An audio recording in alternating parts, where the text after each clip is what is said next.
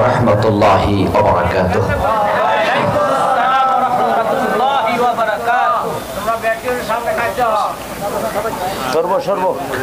Alhamdulillah.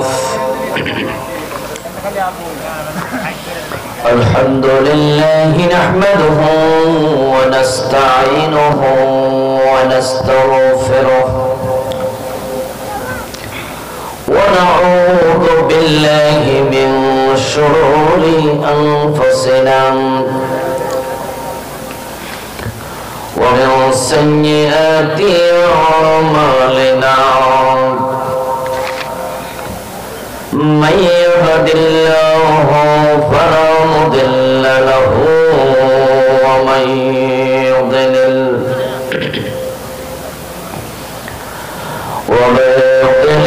فلن تجد له وليا مرشدا.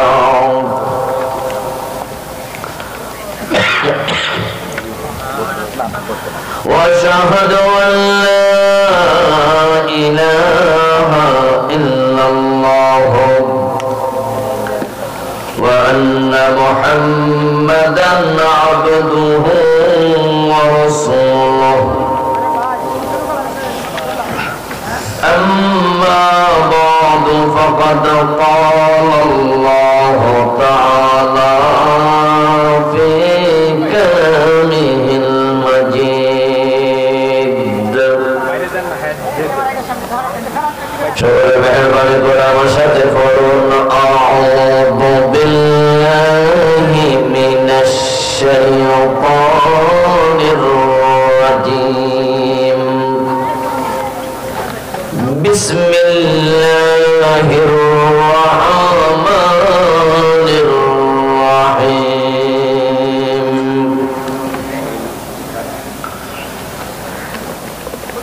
কিতাবুন أنزلناه إليك لتخرج الناس من الظلمات إلى النور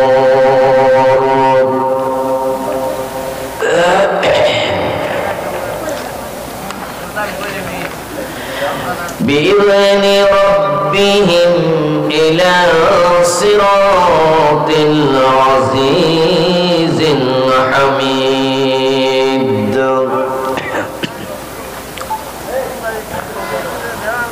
الحميد لله الذي له ما في السماوات وما في الأرض وويل للكافرين من عذاب شديد. قال النبي صلى الله عليه وسلم تركت فيكم أمرين لا تضلوا ما تمسكتم بهما كتاب الله وسنتي. وقال النبي أيضا اقرأوا القرآن فإنه يأتي يوم القيامة شفيعا لأصحابه أو كما قال النبي عليه الصلاة والسلام. সকলে মেহেরবানি করে দুরূদ শরীফ পড়ুন। আল্লাহুম্মা সাল্লি আলা মুহাম্মাদিন ওয়া আলা আলি মুহাম্মাদ কামা সাল্লাইতা আলা ইব্রাহিম ওয়া আলা আলি ইব্রাহিম ইন্নাকা হামিদুম মাজিদ। আল্লাহুম্মা বারিক আলা মুহাম্মাদিন ওয়া আলা আলি মুহাম্মাদ কামা বারাকতা আলা ইব্রাহিম وعلى آل إبراهيم إنك حميد مجيد. اللهم صل وسلم وبارك عليه. সাগর দিঘি দক্ষিণ বেতুয়াপাড়া বাইতুল আহাদ জামে মসজিদ কমিটি কর্তৃক আয়োজিত আজকের এই চমৎকার অষ্টম বার্ষিক তাফসীরুল কোরআন মাহফিলের মুআজ্জাজ মুকাররম সম্মানিত সভাপতি জনাব মুহতারাম রফিকুল ইসলাম বাবুল সাহেব, সম্মানিত প্রধান অতিথি 14 নং সাগরদিঘি ইউনিয়ন পরিষদের সম্মানিত চেয়ারম্যান, উনি এসেছেন, খাবার গ্রহণ করছেন। হাফিজ মাওলানা হাবিবুল্লাহ বাহার হাফিজাহুল্লাহ, আমার খুব ভালো লেগেছে যখন শুনলাম যে আপনাদের এলাকার চেয়ারম্যান সাহেব হাফিজ এবং মাওলানা। আমার জাত ভাই তো, তাই একটু টান বেশি আর কি। আপনাদের নিঃসন্দেহে সৌভাগ্য যে একজন মাওলানা একজন হাফেজকে চেয়ারম্যান হিসাবে পেয়েছেন। বাংলাদেশের অনেক মানুষ আছে যারা গাঁজাখোরকে ধরতে অফিসে বইয়া বইয়া বিড়ি টাইম না, পুরো অফিসটা দুর্গন্ধ করে আলায়, এমন লোকেরও চেয়ারম্যান বানায়। আসেনি? নামাজ পড়ে না, এ জাতীয় লোকদেরকে যদি নেতা বানান, আর আপনারা বিভিন্ন কাজে ওদের কাছে চরিত্রের সার্টিফিকেটের জন্য যান, আর যে বেড়া গাঁজা খায় এ যদি আপনার চরিত্রের সার্টিফিকেট দেয়, তাহলে এই সার্টিফিকেট যে ভেজাল হইব তাতে কোনো সন্দেহ নাই। কিন্তু আল্লাহ শুকরিয়া, সাগরদিঘি এলাকার মানুষ সৌভাগ্যবান যে একজন হাফিজ মাওলানাকে তারা চেয়ারম্যান হিসাবে পেয়েছে। ভালো মানুষ, চরিত্রের সার্টিফিকেট দেবে। আমি দোয়া করি আমার প্রিয় চেয়ারম্যান ভাইয়ের জন্য, আল্লাহ যেন একজন আলেমের সম্মান রক্ষা করে চেয়ারম্যানিটা সুন্দরভাবে করার তৌফিক দেয়। ওনাকে যেন আল্লাহ তাআলা আরশের আজিম থেকে গায়বী মদদ দিয়ে সাহায্য করে। কারণ উনি যদি ভালো করতে না পারে তাহলে মানুষ বলবে যে হুজুরদেরকে দিয়ে হয় না, আর উনি যদি ভালো করতে পারে তাহলে পাশের ইউনিয়নে আরেকজন আলেম চেয়ারম্যান হবে ইনশাআল্লাহ, ওখানে প্রভাব পড়বে, এভাবে সারা দেশে প্রভাব পড়বে। আল্লাহ ভাইয়ের পথ চলাকে সহজ করুক। কৃপণতা করছেন কেন? আমিন কর না কেন? আল্লাহ ভাইয়ের যোগ্যতা বাড়ায় দেখ, আল্লাহ ওনাকে দ্বীনের জন্য কবুল করো, জাতির খাদেম, বড় খাদেম আল্লাহ বানিয়ে দেন। আমার এক আলোচনা করেছেন একজন জেনারেল শিক্ষিত মানুষ, কিছুদিন আগে নিজ উদ্যোগে মাওলানা হয়েছে। উনি একজন অধ্যাপক, মেডিকেলের একজন প্রফেসর। কিছুক্ষণ আগে যিনি ওয়াজ করেছেন, যারা ওনার নাম শোনেন নাই, ওয়াজ শুনে ভাবছেন যে একজন হুজুর ওয়াজ করতেছে। উনি একজন মেডিকেলে পড়ুয়া ছাত্র, কিন্তু ওনার মাঝে চিন্তা জাগলো, মানুষের বডি নিয়ে তো বললাম, এবার আল্লাহর কোরআন নিয়ে পড়া দরকার, রাসূলের হাদিস নিয়ে পড়া দরকার। এই জাতি বড় দুর্ভাগ্য। মেডিকেল বলেন, ইঞ্জিনিয়ারিং বলেন, ফার্স্ট ইয়ার থেকে লাস্ট ইয়ার পর্যন্ত 5 বছর 6 বছর 7 বছর যে পড়ে, এর মাঝে বডির কত দিক পড়ে। ইঞ্জিনিয়ারিং পেশায় গিয়ে mechanical engineer, electric engineer, computer engineer কত দিক পড়ে, কিন্তু তাদের সিলেবাসে আল্লাহর কোরআন রাসূলের হাদিস 1 নাম্বারও নাই। আমাদের বাচ্চারা এমন সিলেবাস করে ডাক্তার হয় যেখানে আল্লাহর কোরআন রাসূলের হাদিসের কিচ্ছু নাই, এমন সিলেবাস করে ইঞ্জিনিয়ার হয়, কোরআন হাদিসের কিচ্ছু নাই।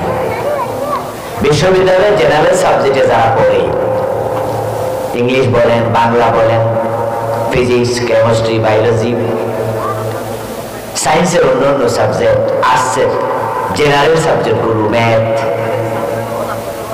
First year to last year কত কিছু শিখলো, কিন্তু আল্লাহ কোরআন রাসূলের হাদিস 1 নাম্বারও শিখে না, নাই। এই বস্তা পচা সিলেবাস মানুষকে প্রকৃত মানুষ বানাচ্ছে না। আমি মসজিদে বসে বসে শুনছিলাম মহতারাম মাওলানা অধ্যাপক ডক্টর খালেদ মাহমুদ স্যার উনি বলছিলেন শিক্ষা জাতির মেরুদণ্ড, এটা ঠিক নয়, বরং কোরআনের শিক্ষায় জাতির মেরুদণ্ড। কোরআনবিহীন শিক্ষিত যারা হচ্ছে আমাদের দেশে, তারাই কিন্তু জাতির 12টা বাজায় ছাড়তেছে। যে রাস্তা ঠিক করে বানালে 50 বছর যাইতো, ওই রাস্তা জিব্বা দিয়া সুইসা আগে খাইয়া বসে থাকে, বানানো 1 মাস 1.5 মাস 2 মাসের ব্যবধানে আমরা ওইটা রাত। এই দেশটা সোনার বাংলায় হতো, কিন্তু যাদের কলমের খোসা দেশটা ফতুর হয়ে গেল। আজকে গরিব মানুষ পেঁয়াজ কিনতে পারে না, সেই যে 100 টাকা 150 টাকা হয়ে গেছে আর নামে না কেজি। অথচ একসময় রিক্সাওয়ালারা ভোরবেলা স্ত্রীকে বলতো একটা পেঁয়াজ কেটে দাও, একটা লবণ মরিচ দাও, 1 প্লেট ভাত খাইয়ে যাইয়া। কিন্তু এখন ডরে আর পেঁয়াজের কথা কয় না।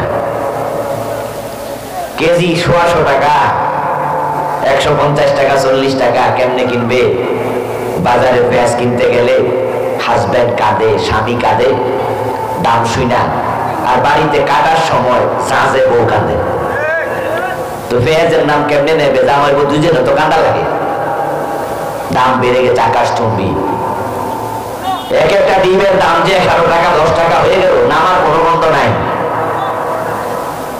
আমার প্রিয় ভাই, দ্রব্যমূল্যের ঊর্ধ্বগতির মাঝে যদি আমাদের দেশে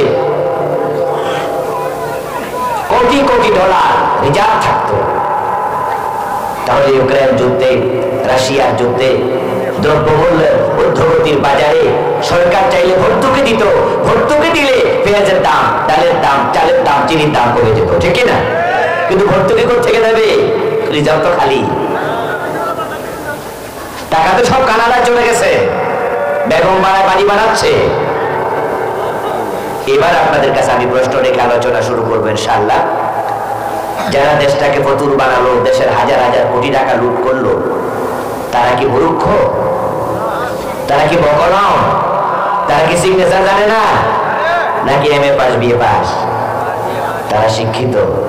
তো শিক্ষিত লোকেরা জাতির মেরুদণ্ড বানায় না, মেরুদণ্ড ভাঙ্গে। আর তারা যদি সৎ হতো, আল্লাহর ভয়ে তাদের কলিজায় থাকতো, তাহলে নিশ্চয়ই এই আলেম ওলামা, কোরআনওয়ালা মানুষগুলো তারা নেতৃত্বে থাকতো, তাহলে তারা জাতির মেরুদণ্ড সোজা করে দাঁড় করিয়ে দিত। এই জন্য শিক্ষিত লোক জাতির মেরুদণ্ড নয়, শিক্ষা জাতির মেরুদণ্ড নয়। এটা ভুল প্রবাদ। বাংলাদেশের জন্য এটা খাটবে না। বাংলাদেশে প্রবাদ হবে সুশিক্ষিত লোক জাতির মেরুদণ্ড, সুশিক্ষাই জাতির মেরুদণ্ড। আর কোরআনের বাহিরে সুশিক্ষা নাই। আমাদের professor doctor Khaled Mahmud sir, উনার প্রসঙ্গে কথাগুলো বললাম। উনি চাইলেন যে উনি আলেম হবেন। আজ থেকে মাস 1-1.5 আগে উনার সাথে ফোনে আমার ফার্স্ট কথা হয়। একজন ভাই কিছুক্ষণ আগে যে স্যারের সাথে ছিলেন, হানিফ ভাই, উনি আমার নাম্বার কোন এক জায়গা থেকে সংগ্রহ করলেন, আমার থেকে কোন এক জায়গায় বললেন যে আপনার নাম্বারটা একটু দেন। পরে স্যারের সাথে কথা বলালেন। স্যার যখন বললেন যে আমি মেডিকেলের প্রফেসর, কিন্তু এখন আমি কামেল পাস, দাওরা পাস, মাওলানা। আমি বললাম কিভাবে? বললে বুড়া বয়সে শখ হলো কোরআন হাদিস শিখবো, তাই নিজ উদ্যোগে মাদ্রাসায় ভর্তি হয়ে গেছি। ভর্তি হইয়া শর্ট কোর্সে দাওরা পাস করে ফেলেছি। শুধু দাওরাই পাস করি নাই হুজুর, এখন কিন্তু আমি ওয়াজ করি। আমি বলি বলেন কি? বলে হ্যাঁ, হয়তো আল্লাহ কোনো এক ময়দানে দেখা করাইয়া দেবে। আজ থেকে 1-1.5 মাস আগে উনি বলছিলেন, ঠিকই আজকে কোরআনের ময়দান ওনার সাথে আমার দেখা হয়ে গেল। যদি ডাক্তার অধ্যাপক খালেদ মাহমুদ স্যার জেনারেল শিক্ষিত হয়ে কোরআনের আলেম হতে পারে, আমরাও কি চাইলে হতে পারবো না? পারবেন না? ডক্টর জাকির নায়েক নাম শুনেছেন? কোন এলাকায় এলাম রে, চুপ করে আছে সব। কি বাড়ি থেকে আসার সময় কি বহু কথা কইতে মানা করছে নাকি? ডক্টর জাকির নায়েকের নাম শুনছেন? বিশ্বব্যাপী পরিচিত মুসলিম উম্মার কাছে। ওনার মতো কম্পারেটিভ রিলিজিয়ন নিয়ে লেখাপড়া করে, তুলনামূলক ধর্মতত্ত্ব নিয়ে এত জ্ঞান, এত পাণ্ডিত্য রাখে, এমন মানুষ পৃথিবীতে আর দ্বিতীয় জন বর্তমান বিশ্বে নাই। ওনার সাথে কিছু মাসালা আপনার আমার দ্বিমত থাকতেই পারে। মাসালা নিয়ে ইমাম আবু হানিফার সাথে ইমাম শাফির দ্বিমত ছিল না? ইমাম আবু হানিফার নিজের ছাত্র ইমাম ইউসুফ, ওনার সাথে কি দ্বিমত হয়নি? হয়েছে। এটাকে না এক একজন ডাক্তার পার্সোনাল লেখাপড়া করে আলেমদের সাথে মিশে আজকে বিশ্ববিখ্যাত ধর্মীয় পণ্ডিত। আমার প্রিয় ভাই, কাবা শরীফের আজকের যে ডিজাইন, আপনারা উমরায় গেলে, হজে গেলে কাবা শরীফকে যেভাবে দেখতে পান, কি চমৎকার! এই ডিজাইনটা যিনি করেছেন তিনি পাকিস্তানের একজন ভাই, ইঞ্জিনিয়ার খুররুম জাহ মুরাদ। ওনার লেখা বই পৃথিবীর বিভিন্ন ভাষায় অনুবাদ হয়েছে, ইসলামী বই। তার মাঝে বাংলা ভাষায় একটি আছে, নাম হল ইসলামী আন্দোলনের কর্মীদের পারস্পরিক সম্পর্ক। একজন কোরআনওয়ালার সাথে আরেকজন কোরআনওয়ালার সম্পর্কটা কেমন হওয়া উচিত, এ নিয়ে খুররুম জাহ মুরাদের লেখা একটি বই ছাত্র জীবনে পড়েছি। এত আয়াত এই বইটি লিখেছেন, বিস্মিত হয়েছি। যদি খুররুম জাহ মুরাদ ডাক্তার হইয়া কোরআনের তো পণ্ডিত হতে পারে, ডক্টর জাকির নায়েক হতে পারে, আমাদের ডক্টর খালেদ সাহেব হইতে পারে, আপনারা যারা জেনারেল পড়ছেন চেষ্টা করলে কি তাদের মতো না হোক, কমপক্ষে কিছু তো গাইতে পারবেন, ঠিক না? এই জন্য চাই চেষ্টা। লাইসা লিল ইনসান ইল্লা মা সাআ। মানুষের অসাধ্য কিছু নেই। মানুষ চাইলে শুধু নবী হতে পারে না, মানুষ চাইলে আল্লাহর বড় ওলি হতে পারে। সুযোগ আছে না? আল্লাহ আমাদেরকে সবাইকে দ্বীনের জন্য কবুল করুন। আল্লাহ তাআলার পবিত্র দরবারে লাখো কোটি শুকরিয়া জ্ঞাপন করছি যে মহান মুনিব তো মেহেরবানি করে কোরআনের ময়দানে, কোরআনের আহ্বানে আমাদের সকলকে হাজির হওয়ার তৌফিক দিলেন, যিনি মেহেরবানি করে আমাদেরকে সুস্থ রাখলেন, পবিত্র কোরআনের কথা বলার মতো, শোনার মতো কোরআনমুখী হৃদয় দিলেন। এই সব নিয়ামতের মালিক কে? এই জন্য আমরা আলোচনা শুরুতে মন প্রাণ উজাড় করে অন্তরের সবটুকু শ্রদ্ধা এবং ভালোবাসা দিয়ে আমাদের মনিব আল্লাহ তাআলাকে শুকরিয়া জানাই, কৃতজ্ঞতা জানাই। সবাই মিলে জোরে জোরে একবার কালিমাতুশ শুকর করি, আলহামদুলিল্লাহ। দুরূদ সালাম বিশ্ব নবী সাইয়্যিদুল মুরসালিন, ইমামুনা কুদওয়াতুনা হাবিবুনা উসওয়াতুনা সানাদুনা তাবিবু কুলুবিনা মুহাম্মাদুর রাসূলুল্লাহ সাল্লাল্লাহু আলাইহি ওয়াসাল্লামের প্রতি, সাহাবায়ে কেরাম ও শুহাদায়ে জাহির আলা ইল্লিয়িন আল্লাহ তাআলার কাছে কামনা করছি, বলুন আমিন। প্রিয় ভাইরা, আমি আপনাদের সম্মুখে পবিত্র কোরআন মাজিদ থেকে সূরা ইব্রাহিমের প্রথম দুটি আয়াতে কারিমা তিলাওয়াত করেছি। প্রিয় নবীজি সাল্লাল্লাহু আলাইহি ওয়াসাল্লামের পবিত্র মুখ অনুসৃত ছোট্ট দুটি হাদিসে নববী পাঠ করেছি। আল্লাহ তাআলা তৌফিক দান করলে এখান থেকে কিছু কথা বলবো ইনশাআল্লাহ। আল্লাহ তাআলা বলেন, কিতাবুন আনজালনাহু ইলাইক। হে প্রিয় নবী, এই কিতাব আমি আল্লাহ আপনার কাছে নাজিল করেছি। এই শব্দ দিয়ে বোঝা যায় কোরআন কার বাণী? নাকি রাসূল নিজে বানাইছে? এটা কি রাসূলের কবিতা? মক্কার লোকেরা তো অভিযোগ করেছে এটা মুহাম্মদ বানায়া রাতের বেলায় লিখে তারপরে সকালে কয় আল্লাহ পাঠাইছে। কি নাউজুবিল্লাহ বলবেন না? আল্লাহ প্রতিবাদ করে বলেছেন, না, ওয়া মা আল্লামনাহু আশ-শি'রা ওয়া মা ইয়ানবাগী লাহু, আমি আমার নবী মুহাম্মদকে কবিতা শিখাই নাই এবং তার জন্য এটা সমীচীন নয়।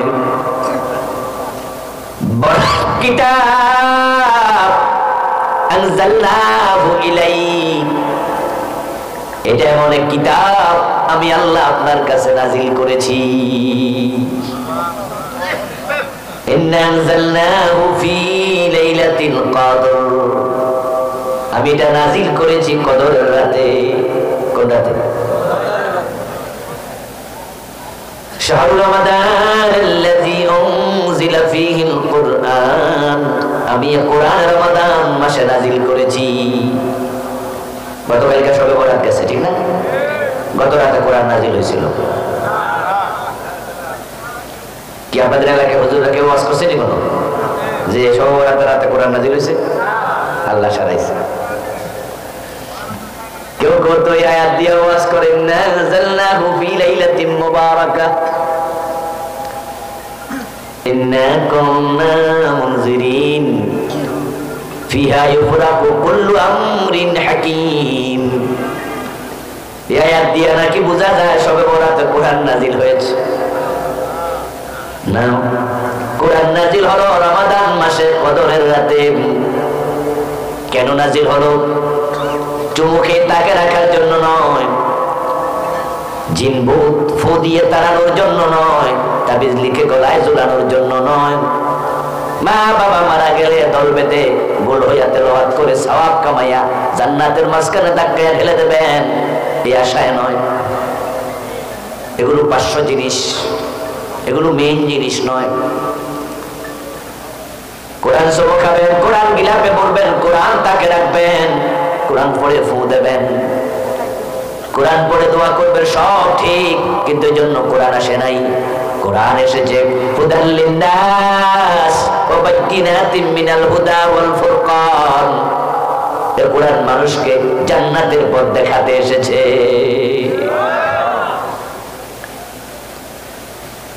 লিতুখরিজান নাসা মিনাদ দুমাতি ইলান নূর। ও প্রিয় নবী, এই কোরআন আমি আপনার কাছে নাযিল করেছি। আমি আল্লাহর উদ্দেশ্য হলো কোরআনের মাধ্যমে অন্ধকারে ডুবে থাকা মানুষগুলোকে আপনি আলোর পথ দেখাইয়া দেবেন। কোরআন আলোর পথ দেখাতে আল্লাহ পাঠাইছে। অন্ধকারে যারা আছে তাদেরকে বের করবে কোরআন, আলোর পথ দেখাইয়া নিয়ে যাবে সামনে। এই কথাগুলো আল্লাহ যখন বলেছেন, এই কোরআন যে যুগে এসেছে ওই যুগটার নামই ছিল অন্ধকার যুগ, আইয়ামে জাহিলিয়া। সব মানুষ অন্ধকারে ডুবেছিল। মা বাবা ছেলে মেয়ে এক জায়গায় বসে মদ পান করত। দিনে দুপুরে যুবতী নারীর ইজ্জত হায়নার দল লুটে নিত। চুরি ডাকাতি পেশায় পরিণত হয়েছে। কোন সুন্দরী যদি নিজের ঘর থেকে বের হয়ে 2-4 মাইল দূরে কোন আত্মীয়ের বাসায় যেত, প্রতিমধ্যে দিনে দুপুর রাস্তায় দর্শিতা হতো 2-4 বার। গলার গহনা, কানের স্বর্ণ, হাতের গহনা ডাকাতের দল লুটে নিত। কোলে যদি বাচ্চা থাকতো বাচ্চাটাকেও লুটে নিয়া বাজারের মাঝে, মেলার মাঝে দাস বানায়া বিক্রি করে দিত। সামান্য ঠুনকো বিষয় নিয়ে তলোয়ার নিয়ে নেমে যেত। যার হাতে যত মানুষ খুন হতো তাকে তত বীর বাহাদুর উপাধি দেয়া হতো। মানুষগুলো নির্দয় নিষ্ঠুরতা এত নিচে নেমেছিল, বাবা নিজের জীবিত মেয়েটাকে নিজ হাতে জীবিত মাটির নিচে চাপা দিয়ে দিত। আমার প্রিয় ভাই, মানুষের মাঝে মনুষ্যত্বের মোহ বাকি ছিল না। বলা চলে প্রায় সবগুলো মানুষ হায়নার দলে পরিণত হয়েছে। তখন আমার আল্লাহ বলে, নবী আমি কোরআন নাজিল করেছি, এই কোরআন দিয়া মানুষকে আপনি অন্ধকার থেকে বের করে নিয়ে আসেন। আমার রাসূল কোরআন নিয়ে মানুষের বাড়িতে চলে গেলেন। ইয়া আইয়ুহার রাসূল বাল্লিগ মা উনজিলা ইলাইকা মির রাব্বিক, ও আমার রাসূল, আপনার রবের পক্ষ থেকে যা নাযিল করা হলো এই কোরআন মানুষের কাছে প্রচার করে দেন, তাবলীগ করেন, বাল্লিগ, পৌঁছিয়ে দেন। আমার প্রিয় নবীজি কোরআন নিয়ে মানুষের বাড়ি বাড়ি গেলেন। আবু বকর সিদ্দিক হাত তোলা দিয়ে বলল, নবী মুহাম্মদ আমি আছি। মা খাদিজা রাদিয়াল্লাহু তাআলা আনহা বলে, স্বামী এই কোরআন মানতে আমিও রাজি। ছোট্ট যায়েদ বলে, বাবা আমিও রাজি। আলী বলে, চাচতো ভাই আমিও রাজি। বেলাল বলে, মনিব আমিও রাজি। এইভাবে 1,14,1,24,000 মতো সাহাবী রাজি হয়ে গেল। বিদায় হজে ছিল 1,14,000। টোটাল সাহাবীর সংখ্যা, নবীদের সংখ্যা 1,24,000, ঐতিহাসিকদের বক্তব্য। তৎকালীন যুগে মানুষও আজকের মতো এত বেশি ছিল না, মানুষও কম ছিল। আমাদের দেশ যখন 71-এ স্বাধীন হয় তখন মানুষ ছিল 7.5 কোটি। আর আজকে 2024, এখন মানুষের সংখ্যা হয়ে গেছে 18 কোটির বেশি, ঠিক না? আগে কম, এখন বেড়েছে। আল্লাহ হাবিব সাল্লাল্লাহু আলাইহি ওয়াসাল্লামের হাতে হাত রেখে কোরআন গ্রহণ করলো সাহাবারা।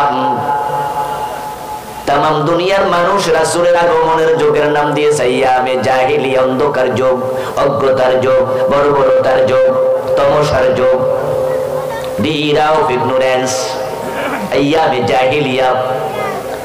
কিন্তু কোরআন আসার পরে আমার নবী আবার বলছেন ইন্তেকালের আগে, খায়রুল কুরুনি কারনি। এখন আর অজ্ঞতার যুগ নাই, অন্ধকার যুগ নাই। দুনিয়ার মানুষ শোনো, কোরআনের কারণে এমন পরিবর্তন হলো, আমার যুগ হলো পৃথিবীর সর্বশ্রেষ্ঠ যুগ। আমরা কি দেখলাম? হানাহানি, মারামারি, চুরি ডাকাতিতে যে আরব সমাজ পরিপূর্ণ ডুবেছিল। আল্লাহর হাবিব মদিনা 10 বছর প্রেসিডেন্টগিরি করলেন, দায়িত্ব পালন করলেন, নেতা হিসাবে দেশ চালালেন। সমাজের প্রতিটি জায়গায় কোরআন কায়েম হলো। ওনার ইন্তেকালের পরে আবু বকর সিদ্দিক এসে খলিফা হলেন। 2 বছর 3 মাস দেশ চালালেন কোরআন দিয়ে। তারপরে হযরত আবু বকর চলে গেলেন, চলে গেল 12 বছর 3 মাস 4 মাসের মতো। এবার হযরত ওমর যখন ক্ষমতা আসলেন, আল্লাহ কোরআনের বিজয় এমন দেয়া দিলেন, অর্ধ দুনিয়া ইসলাম চলে গেল। রোম বিজয় হয়ে গেল, পারস্য বিজয় হয়ে গেল, অর্ধ পৃথিবীতে কোরআন চলে গেল। কবি নজরুল চমৎকার ভাবে বলেছেন, অর্ধ পৃথিবী করেছ শাসন, ধুলার তথ্যে বসে, খেজুর পাতার প্রাসাদ তোমার বারে বারে গেছে খসে। অর্ধ পৃথিবীতে ইসলাম শুধু যায় নাই, কোরআন শুধু যায় নাই, বরং অর্ধ দুনিয়াতে কোরআন আলো ছড়াইয়া দিছে। কেমন আলো ছড়াইছে? আমরা ওমরের জিন্দেগির দিকে তাকাইলে দেখি, অর্ধ দুনিয়ার সম্রাট ওমর গাছতলায় একা একা ঘুমায়া থাকে, কোনো বডিগার্ডের প্রয়োজন আর নেই। শান্তি কাকে বলে? হাজার কিলোমিটারের চেয়ে বেশি পথ হযরত ওমর হেঁটে হেঁটে গেলেন, উঠে চড়ে চড়ে গেলেন, উঠ টানতে টানতে গেলেন। ওনার সাথে চাকর ছিল মাত্র কয়জন জানেন না? কথা বলেন তাহলে, কয়জন ছিল? বডিগার্ড ছিল, এসএসএফ, গোয়েন্দা বিভাগের লোক, সেনাবাহিনীর লোক, ডিএসবি, এনএসআই। অর্ধ দুনিয়ার সম্রাট একা একা যায়, বডিগার্ড লাগে না, কারণ এমন শান্তি কায়েম হয়েছে মানুষের অন্তরে, আল্লাহ ছাড়া কারো ভয় আর নাই। সে কোরআন বাংলাদেশে আছে কিনা? ভাইরা কথা বলতে হবে, বাংলাদেশে কোরআন আছে, কিন্তু এই শান্তিটা আছে, সে সমৃদ্ধি আছে, কারণ কোরআন গিলাফের ভিতরে তাকে আছে, মাদ্রাসার আলমারিতে আছে। কোরআন সংসদ ভবনে নাই, কোরআন গণভবনে নাই, কোরআন বঙ্গভবনে নাই, কোরআন কোরআন আদালতে নাই, কোরআন সচিবালয়ে নাই, কোরআন মন্ত্রণালয়ে নাই, কোরআন দিয়ে শিক্ষা ব্যবস্থা চলে না, কোরআন দিয়ে সমাজ ব্যবস্থা চলে না, কোরআন দিয়ে আদালতের আইন চলে না, কোরআন দিয়ে কেউ চলে না। কোরআন শুধু তেলাওয়াত করে তাকে রাখে, তাই কোরআন আছে, সেই শান্তি আর। এখন আমরা হলাম প্রেসক্রিপশন তেলাওয়াত করা জাতি, ওষুধ খাওয়া জাতি না। শরীরে জ্বর উঠছে 103 ডিগ্রি, 104 ডিগ্রি জ্বর, ডাক্তার সাহেব আপনাকে লিখে দিল নাফা 1 খাবেন, নাফা এক্সট্রা খাবেন, S+ খাবেন, প্যারাসিটামল খাবেন। সুন্দর করে লিখলো যে সকাল বিকাল দুপুর 3 বার খাবেন, 8 ঘন্টা পর পর খাবেন। আর আপনি ডাক্তারের প্রেসক্রিপশনটা হাতে করে লইয়া সকালেও তেলাওয়াত করেন, বিকালেও তেলাওয়াত করেন, রাতেও তেলাওয়াত করেন যে নাফা খাবেন 3 বেলা, 8 ঘন্টার পর পর খাবেন, S+ খাবেন, এরকম কইয়া কইয়া আপনি ওই প্রেসক্রিপশনের বালিশের তলে রেখে দেন, কিন্তু ওষুধ কিনেন নাই, জ্বর যাবে। ঠিক আজকে আমরা 52টা বছর বাংলাদেশ আমরা কোরআন পড়ছি, السارق والسارقة فاقطعوا أيديهما, চোর পুরুষ হোক আর নারী হোক, তোমরা চোরের হাত কেটে দাও। এই সূত্র, এই থিওরি আমরা 52 বছরে কত হাজার বার তেলাওয়াত করলাম। বাংলাদেশের মুসলমানেরা কত কোটি বার তেলাওয়াত করলাম, কিন্তু চোর ধরে হাত কাটছি কয়বার? প্যারাসিটামল তেলাওয়াত করলো, কিন্তু ওষুধ। الزانية والزاني فاجلدوا كل واحد منهما 100 جلدة। সূরাতুন নূর আল্লাহ বলেন জিনাকারী নারী, জিনাকারী পুরুষ, তাদেরকে 100 বেত লাগাও। আর যদি তারা বিবাহিত হয়, প্রিয় নবী বলেন বেত নয়, তাদেরকে পাথর মেরে শেষ করো, রজম করো। এই আয়াত কত হাজার বার, লক্ষ বার, কোটি বার আমরা বললাম। বাংলাদেশের 52 বছর বয়সে কয়জন জিনাকারীকে পাথর মারছেন? কয়জনকে কোন আদালত 100 বেতের আইন লাগাইছে? আমার রাসূল বলেছেন যদি কেউ মদ পান করে তাকে 80 বেত লাগাতে হবে। প্রিয় নবীর অর্ডার মেনে হযরত ওমর ফারুক রাদিয়াল্লাহু তাআলা ওর ছেলে আবু শামা মদ পান করেছিল। হযরত ওমর তার ছেলেটা করে হাই দেন নাই। কবি নজরুল চমৎকার ভাবে বলেছেন মদ্যপানের অপরাধে প্রিয় পুত্রকে নিজ করে মেরেছ তোরা, মরেছে পুত্র তোমারই চোখের পরে। সন্তানের প্রতি আপনার ভালোবাসা আছে, তাই আপনি আদর করেন, চুমু খান। হযরত ওমরের সন্তানের প্রতি ওমরের ভালোবাসা ছিল না, তো নিজের ছেলেকে 80 বেত দিল কেন? কারণ রাসূল বলেছে 80 বেত দিতে হবে, তাই ছাড় দেন নাই। ও বাংলাদেশের 52 বছরের চেয়ারম্যান, মেম্বার, এমপি, মন্ত্রী, প্রেসিডেন্ট, প্রধানমন্ত্রী, যারা আপনারা দেশ চালাচ্ছেন, হাসরের ময়দানে আল্লাহ যদি প্রশ্ন করে আমার ওমর যদি জান্নাত পাওয়ার জন্য তার সন্তানকে 80 বেত দিতে পারে, এই 52 বছরে কত মদখোর তোমাদের দেশে ছিল, 80 বেত কয়বার দিছো? কি জবাব দেবেন? চেয়ারম্যান সাহেব চাইলেও পারবে না, মেম্বার সাহেব চাইলেও পারবে না, কোর্টের ম্যাজিস্ট্রেট চাইলেও 80 বেত দিতে পারবে না, চোরের হাত কাটতে পারবে না। কারণ রাষ্ট্রে আইন লাগবে, আইন লাগবে। তাহলে যারা আইনের দর সংসদ ভবনে এমপি মন্ত্রী হয়ে গেছে, তাদেরকে আল্লাহর কাঠ করে আসামি হওয়া লাগবে।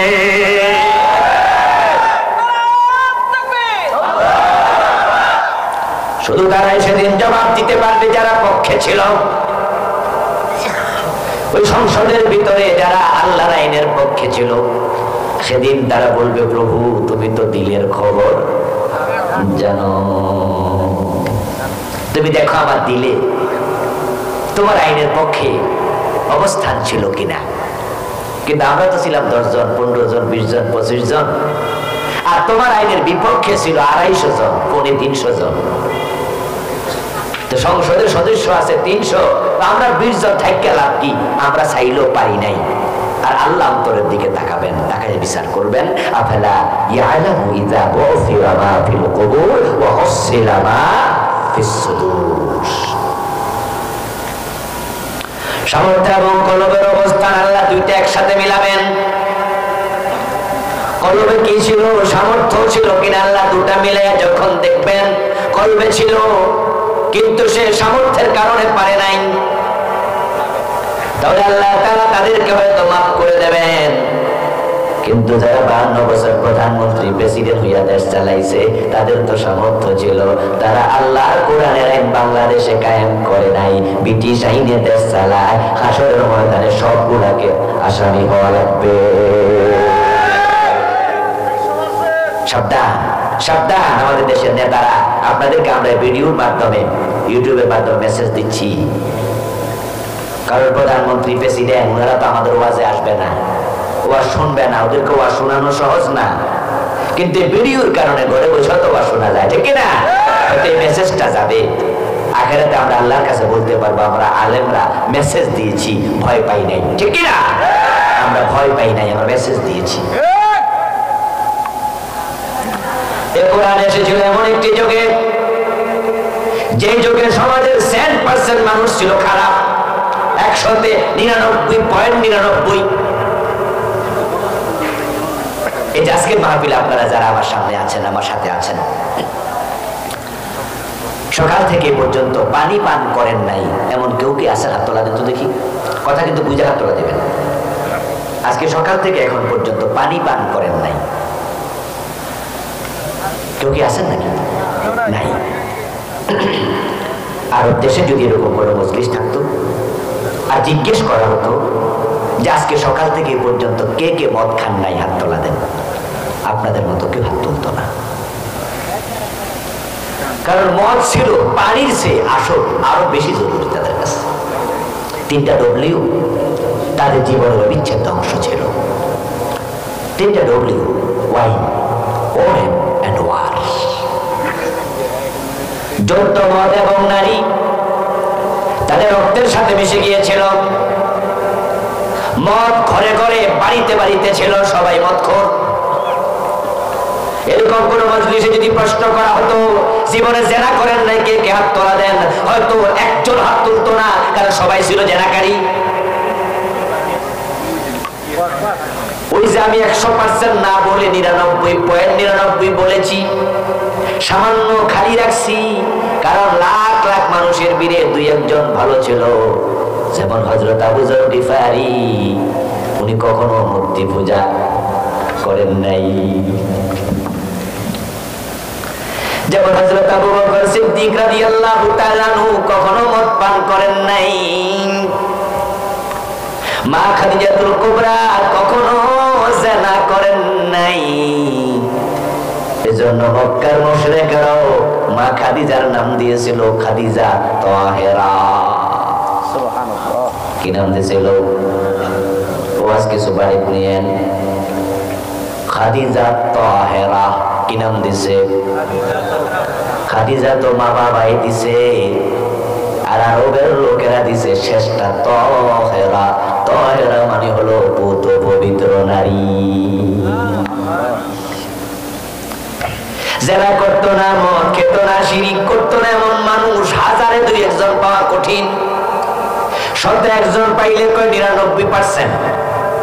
যদি 5-6 জনের মাঝে 1 জন পায় তাহলে 99% তো পাওয়া যাবে না। আর 10-20 হাজারের মাঝে 1 জন পাইলে তো পার্সেন্টেজে আসে না। এই ছিল আরবের অবস্থা। আমার রাসূলের বয়স তখন 17। কত? 17। উনি যৌবনকালে আছেন, তাগড়া যুবক। ডানে বামে সামনে পিছে তাকায়া দেখেন আরবের সবগুলা মানুষ অন্ধকারে ডুবে আছে, আপাদমস্তক। প্রিয় নবী তখন ভাবলেন যে না না, একটা সমাজকে এভাবে অন্ধকারে ডুবে থাকতে দেয়া যায় না, এটাকে আমি আলোর পথে আনবই। দাঁড়িয়ে গেলেন, 17 বছর বয়সে মুহাম্মদ ইবনে আব্দুল্লাহ, তখনও তিনি মুহাম্মাদুর রাসূলুল্লাহ হন নাই, সেটা হয়েছে 40 বছর বয়সে।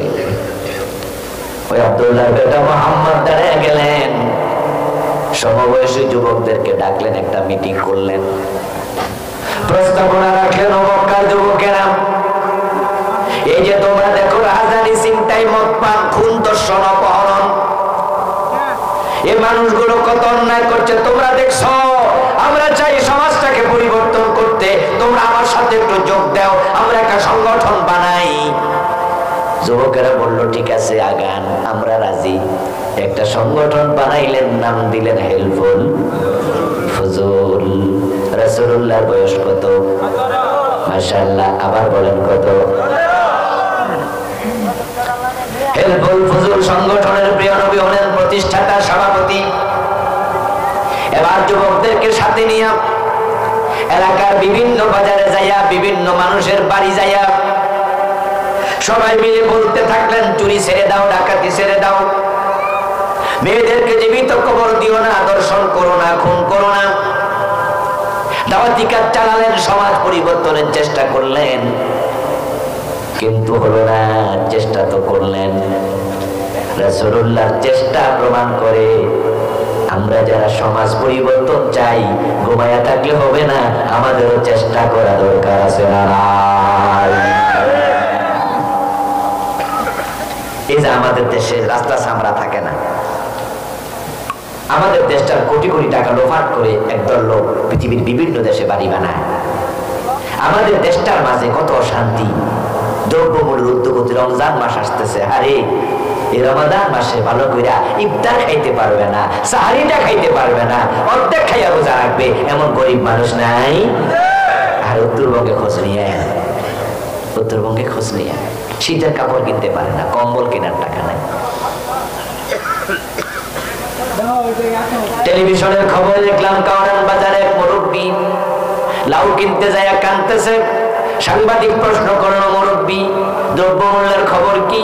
সাক্ষাৎকার দিতে যাইয়া বুড়া মানুষ চোখের পানি ছেড়ে দিয়ে হাউমাউ করে কাঁদতেছে আর বলতেছে, আমরা আছি বড় বিপদে, যারা ভিক্ষুক তারা আছে আরামে, তারা ছাইয়া পায়, আর যারা চোর ডাকাত বড় বড় নেতা তারা আরামে আছে, তারা মাইরা খায়। আমরা মারতেও পারি না, চাইতেও পারি না, আমরা না খাইয়া থাকা লাগে। যারা ভিক্ষুক এরাও মোটামুটি একটা লাইনে আছে, ইহান না পাইলে এনা যায়, এনা না পাইলে এনা যায়। মোটামুটি তারা সাথে আমার এলাকায় যদি সকাল থেকে সন্ধ্যা পর্যন্ত করে 4-5 কেজি চাইল পেয়ে যায়, ঠিক না? ওই চাইল অর্ধেক বেচে তরকারি কিনা লাগ, আজকের দিন তো গেল। কিন্তু কিছু মানুষ আছে চাইতেও পারে না, খাইতেও পারে না, লজ্জায় বলতেও পারে না, ঠিক না? আরে তারা কি করছে? কত মানুষ। এখন এই সমাজ পরিবর্তন যদি করতে চান, যুবকদেরকে দাঁড়িয়ে যেতে হবে। যুবক মুহাম্মদ ইবনে আব্দুল্লাহ দাঁড়িয়ে গেছে, চেষ্টা শুরু করছে। হতাশ হওয়া যাবে না, চেষ্টা করো, চেষ্টা করো। আস-সাইয়ু মিন্না ওয়াল ইতমামু মিনাল্লাহ। চেষ্টার মালিক আমরা, সফলতা দেবেন কে? একজন মাহাতির মোহাম্মদ মালয়েশিয়াকে চেঞ্জ করে দিয়েছে। একজন বঙ্গবন্ধু বাংলাদেশের পক্ষে দাঁড়াইয়া দেশটাকে স্বাধীন করে দিয়েছে। আমরা ভালো মানুষের কর্মকে স্বীকৃতি দেই। যে জাতি গুণীজনের কদর করে না, সে জাতি গুণীজন জন্মগ্রহণ করে না। যার যতটুকু অবদান ততটুকু কদর করো। আপনারা যারা মালয়েশিয়া গেছেন, চাকরি টাকরি করছেন, আমি নিজেও সফরে গেছি মালয়েশিয়া। এক মাহাতির মালয়েশিয়াকে চেঞ্জ করে দিয়েছে। আমার প্রিয় ভাইরা, মালয়েশিয়াতে 50 তলা বিল্ডিং, এত বেশি পরিমাণ, যেগুলো আপনি বলতে বলতে হয়রান হয়ে যাবেন। অথচ পুরা বাংলাদেশে 50 তলা বিল্ডিং একখানো নাই। আর তাদের আর আমাদের স্বাধীনতার মাঝে ব্যবধান অল্প কয়েক বছর। এই জন্য জাতির হাল যদি একজনে ধরে, একজন কবি বলেছেন, যুগ জামানা পাল্টে দিতে চাই না অনেকজন, এক মানুষই আনতে পারে জাতির জাগরণ। আব্দুল্লাহ বেটা মুহাম্মদ সাল্লাল্লাহু আলাইহি সাল্লাম মাথা তুলে দাঁড়িয়ে গেলেন। মানুষের কাছে বলতে থাকলেন, কিন্তু মানুষগুলো কথা শুনলো না। বলতে বলতে দাওয়াত দিতে দিতে প্রিয় নবীজির বয়স হয়ে গেল 40। 23টা বছর দাওয়াত দিলেন, 17 থেকে 40, 23 বছর। কি অঙ্কে বোঝা যায় তো? কিন্তু পিছনে ফিরে তাকায় দেখেন সমাজের কোনো পরিবর্তন নাই, অন্ধকারে ডুবে আছে। কোনো চোর-চুরি ছাড়ে নাই, কোনো ডাকাতি ছাড়ে নাই। কি করা যায়, কি করা যায় ভাবনায় বসে গেলেন। আর ভাবার জন্য একটা নীরব জায়গা প্রয়োজন, তাই চলে গেলেন মক্কা থেকে 2-3 মাইল দূরে জাবাল নূর পাহাড়। ওই পাহাড়ের চূড়ায় একটা গুহা আছে, যে গুহার নাম গারে হেরা। কি নাম? গারে হেরা। অনেক উঁচু পাহাড়। এই যে আপনাদের হুজুর উঠছে ওই গুহার মাঝে 2005 সনে আমি উঠছিলাম, 43 মিনিট লাগছে উঠতে। আমার প্রিয় ভাই, অনেক কষ্ট লাগে উঠতে, অনেক উঁচু, সাহস না থাকলে উঠা যায় না। এই কয়দিন আগেও গেছিলাম, গত রমজান আমার 2 বাচ্চাকে নিয়ে গেছি। যাই হেরার ভাবলাম যে লইয়া একটু উঠি, একটু উঠা আমার হাঁপানি উঠতে আর উঠতে পারছি না। পরে বলা বন্ধ করে একটা কাজ কর, তোরা আরেকবার পাঠাবো, তোরা 2 জন আসিস, আমি কোন একজনকে সাথে দেবো, যুবক ছাইয়া, ওই তোরা হেরার লইয়া ওটা, আমি উঠতে পারবো না। 2005-এ দৌড়াইয়া উঠে গেছি, তখন তো আরো অনেকদিন আগে, আরো ইয়াং ছিলাম। ওই গাড়ি হেরাতে প্রিয় নবীজি বসলেন, বয়স তখন রাসূলুল্লাহ 40। ধ্যান করছেন, ভাবছেন কি করা যায়। এই ধ্যান সুন্নাত, এই ভাবনা সুন্নাত, পরিকল্পনা সুন্নাত। আমার নবীর জীবনে এটা আছে। হতাশ হওয়া সুন্নাত না, হতাশ হইতে মানা করছে স্বয়ং। ওয়ালা তাহিনু ওয়ালা তাহজানু ওয়া আনতুমুল আ'লাউন ইন কুনতুম মুমিনিন। আমার আল্লাহ দিয়ে গো মুমিনেরা, হতাশ হইও না, মনোবল হারাইও না। তোমরাই বিজয়ী হবে যদি তোমরা প্রকৃত মুমিন হতে পারো। আবার রাসূল ধ্যানে বসছেন, আর আমরা হতাশ হই, আমরা কাজ ছেড়ে দিই। আমার ভাইরা, আপনাদের এলাকায় যদি কোনো হাসপাতালে রোগী নেন, বাবুরা কথা বলো না, বাইরে কে কথা বলছে? ভাইয়েরা কথা বলবেন না। হাসপাতালে রোগী নিলেন ডাক্তারের কাছে, গায়ে জ্বর হলো 103 ডিগ্রি, ডাক্তার ওষুধ দিল। 1 সপ্তাহ পরে আবার গেলেন, ডাক্তার রোগ মেপে দেখে 104 ডিগ্রি। ডাক্তার জিজ্ঞাসা করলো, ভাইজানে 6 দিনে কি কমে নাই? অভিভাবক জবাব দেন না। ডাক্তার এবার নতুন ওষুধ দেয়, সাথে কয়েকটা পরীক্ষা দেয়, ব্লাড টেস্ট দেয়নি, প্রয়োজন ইউরিন টেস্ট, প্রয়োজন স্টুল টেস্ট, ম্যালেরিয়া হলো কিনা, ডেঙ্গু হলো কিনা, কিছু টেস্ট দেয়। ডাক্তার মনে মনে ভাবে যে ওষুধ দিছি, জ্বর তো কমার কথা, কেন কমলো না? নতুন ওষুধ দিলাম। 3 দিন 4 দিন পর আবার আইসেন, যাওয়ার পরে ডাক্তার মেপে দেখে জ্বর 105 ডিগ্রি। আপনাদের কাছে জানতে চাই, জ্বর কমলো না বাড়লো? ওই রুগী দেখে আর ডাক্তার চেম্বার টেম্বার ফাইকা ফলে চলে যায় না নতুন করে চিন্তা করে? আপনারা কেমন কথা বলতেন না? তো জবাব দেন না কেন? ডাক্তার ফলে যায় না? না, এই রুগী দেখতাম না, সব রুগী এরকম করে।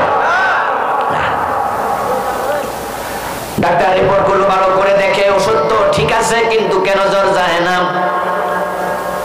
আবার ওষুধ লেখে, চেঞ্জ করে নিলাম। 2 দিন 3 দিন পর আবার রিপোর্ট হলো, আবার গেল, ডাক্তার জ্বর তো কমে না। এবার ডাক্তার প্রয়োজনে মেডিকেল বোর্ড বসায়, সিনিয়রদের সাথে কনসালটেন্সি করে। এই সিস্টেম আছে না? সবাই মিলা গোল হইয়া বসে ভাবে কারণটা কি, কি করা যায়। এখন আমাদের দেশের পরিবর্তন কেমনে হবে? আমরা যারা পরিবর্তন চাই, আমরা যারা কোরআনের পক্ষের মানুষ, আমরা একটু বিপদ দেখলে হতাশ হইয়া যাই। আমরা কই না না, লাভ নাই, আর হইব না। এরকম চিন্তা আছে না? এখন ইসলামের পক্ষে আর আন্দোলনে করে না, যায় না, টাকা পয়সা দেয় না, মিছিল মিটিংও যায় না। এই ভাই কি হয়েছে, আপনারা ইসলামের পক্ষের লোক? হ্যাঁ তো আসেন। না, লাভ নাই, লাভ নাই, অনেক চাইছি, আরো কমতাছে। হুজুর এক সময় মন্ত্রী ছিল, এমপি ছিল, এখন আর হুজুররা নাই। বরং হুজুররা ফাঁসির রশিতে চলে, হুজুররা আরো নিচে নামে। তো লাভটা কি? অযথা ইসলামের পক্ষে থেকে মামলা খামুনি, দৌড়ানি খামুনি, আর দরকার নাই। আপনি যদি হাল ছেড়ে দেন তাহলে জাতির পরিবর্তন হবে না। আমার রাসূল হাল ছাড়ছে না, চিন্তা বাড়াইয়া দিছে। চিন্তা করার জন্য গাড়ি হেরায় চলে গেলেন। চিন্তার অনেক দাম। এই জন্য যারা চিন্তাবিদ, যারা মেকানিজম তৈরি করে, ওদের মূল্য বেশি, ওদের স্যালারি বেশি, বেতন বেশি, সম্মান বেশি। যে বেটা বিল্ডিং এ মাথার করে ইট দুইলা দোতলায় তোলে, তিনতলায় তোলে, যে বেটা বিল্ডিং বানায়, রাজমিস্ত্রি কাম করে সকাল থেকে সন্ধ্যা পর্যন্ত, কাইম্মা টাইম্মা অস্থির, ও বেটার বেতন বেশি না ইঞ্জিনিয়ারের বেতন বেশি? ইঞ্জিনিয়ার মাথার মাঝে ইট লইছে কয়বার, ঘামাইছে কয়বার? এবারে এসি গাড়ি ছিল, এসি রুমে ছিল, ওখানে বসে প্ল্যান করছে, এসি গাড়িতে চলে গেছে, তারপরে এক নজর তাকাইছে, বেড়ার বেতন মাসে লাখ লাখ। আর যে বেড়া এত পরিশ্রম করে, বেড়ার বেতন মাসে 30,000। পার্থক্য কেন? কারণ হচ্ছে যে বেড়া পরিশ্রম করছে, মাথার মাঝে ইট নিছে, ওই বেড়া চিন্তা করে নাই, আর এই বেড়া চিন্তা কাটাইছে। শ্রমের সে চিন্তার মূল্য। আমার রাসূল চিন্তায় বসে গেলেন। এখানে আমি আলেম ওলামাদেরকে বলবো, এখানে চিন্তাশীল ব্যক্তিদেরকে বলবো, দেশের গুণীজনদেরকে বলবো, আপনারা যারা ইসলামের পক্ষে আছেন, হতাশ হবেন না, হতাশ হবেন না। আপনাকেও চিন্তা করতে হবে, চিন্তা করতে হবে। 52টা বছরে তাবলীগের দাওয়াতি কাজ হলো, 52 বছরে পীর সাহেবদের মুরিদ বানানো হলো, এই 52 বছরে হাজার হাজার মাহফিল হলো, 52 বছরে শত শত মাদ্রাসা বানানো হলো, 52 বছরে দিনের কাজ হলো, কিন্তু দিন সমাজে কায়েম হয় না। তাহলে বুঝতে হবে, প্রেসক্রিপশন পাল্টাইতে হবে, ওষুধ পাল্টাইতে হবে, নতুন করে চিন্তা করে নতুন কর্মসূচি হাতে নেওয়া লাগবে।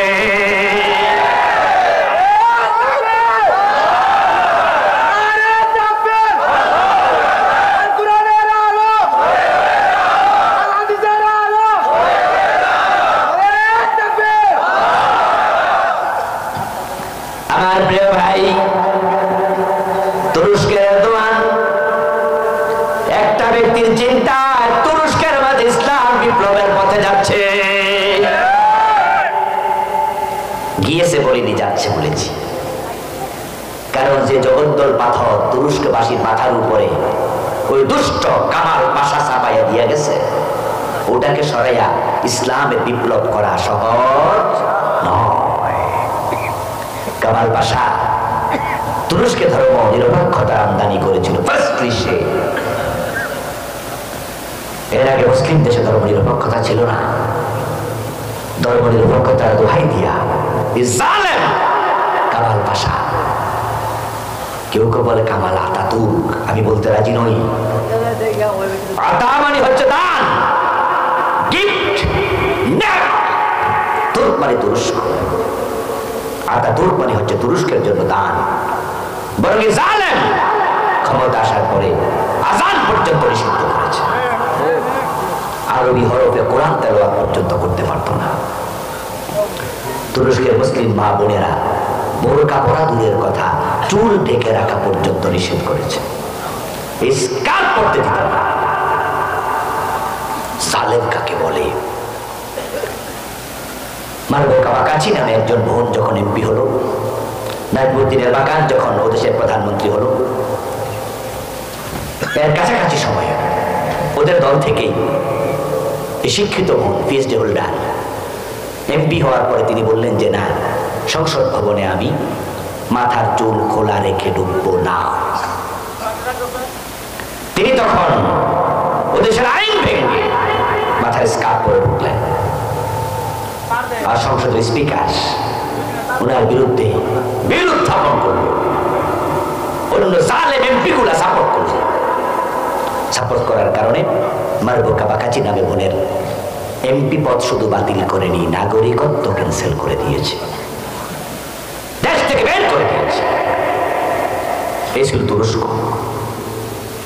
আর সে তুরস্ককে এরকম আপনার একজন এরদোয়ান, বিশাল পরিবর্তন। আয়া সোফিয়া মুসলমানদের মসজিদ ছিল। দীর্ঘদিন পরে এখন উনি আবার এটাকে মসজিদে রূপান্তরিত করেছে। দাঁড়িয়ে যেতে হবে কেউ না কেউ। আমার প্রিয় ভাই রাসূলুল্লাহ সাল্লাল্লাহু আলাইহি ওয়াসাল্লাম